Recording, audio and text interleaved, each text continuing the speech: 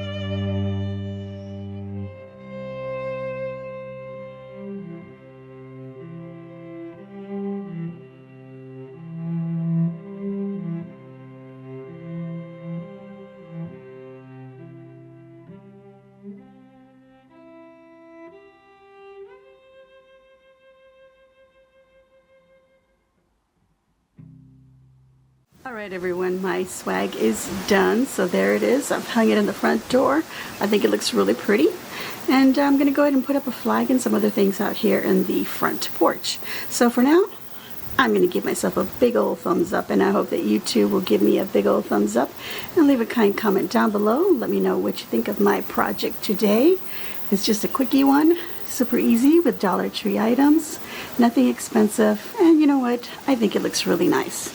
So if you haven't already subscribed, please hit that red subscribe button and then hit the notifications, choose all, so that you can see my videos as soon as I upload them. Thank you all so very much for watching and for supporting my channel. And as always, enjoy.